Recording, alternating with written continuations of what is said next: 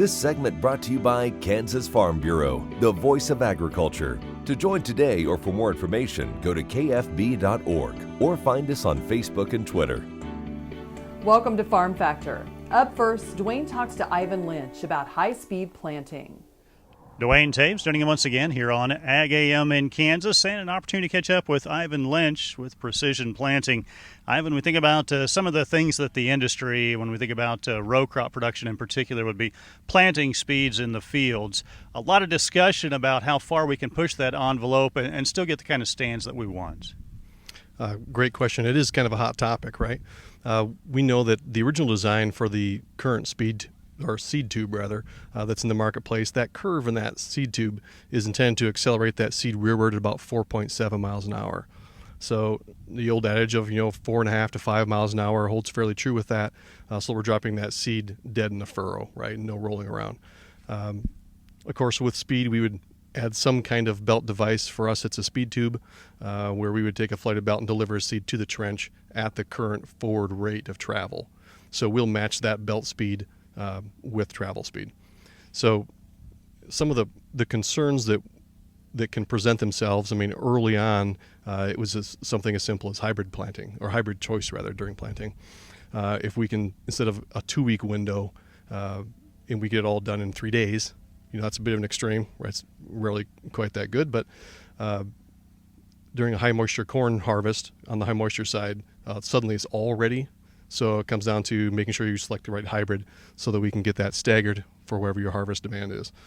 Another item, of course, with speed comes row unit ride.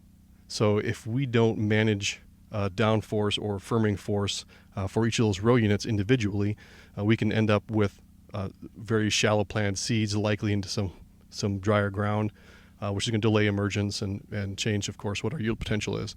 So what we've seen, no matter whose high-speed planting option you go with, just be sure to use an individual row hydraulic downforce system. We have found that Delta Force really smooths out that row unit ride in basically all conditions, but at speed it really makes a difference in getting reaction time right so that we don't have any shallow plant seed. Think about some of the things that can go wrong with that when we talk about those speeds. Getting seed row spacing done correctly and getting the kind of uniform consistency of stand. We've seen time and again that the data proves out that that's a key in getting top-end yields. Correct. So singulation and spacing together, singulation being a measurement of really a metric of seed meter performance, is step one, right? We've got to be able to deliver one seed, every time, no doubles, no skips, and then of course the spacing piece from seed release until we hit the trench. We're trying to capture that seed as it comes off the disc at said population, and deliver it hopefully flawlessly to that trench. And ultimately, you've got to get that seed to soil contact, get it closed uniformly, and then ultimately, days later, we see a uniform stand. Correct. Our consistency in emergence is particularly at speed, becomes an issue if we're not very closely monitoring that row unit ride and depth control. If we have consistent temperature and consistent moisture, of course, we can end up with consistent emergence.